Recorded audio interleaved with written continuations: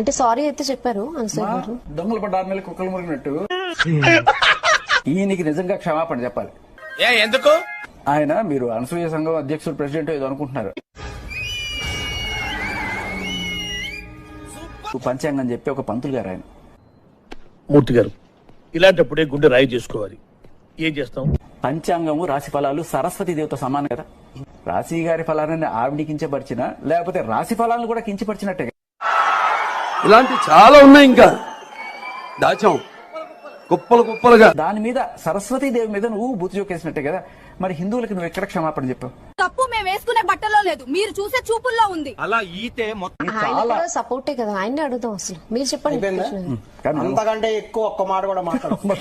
ఇవే తగ్గించుకుంటే మంచిది. మరి మేము చెప్తే వినరా? బాబు ఈ డ్రైవింగ్ వదలట్లా కదా, బాగా మోటివేట్ చేశారు. వింటారు. ఎందుకంటే నార్మల్ మీకు కూడా ఉంది, మీకు కూడా ఉంది. కృష్ణ శర్మ గారు కొంచెం డీసెంట్ గా.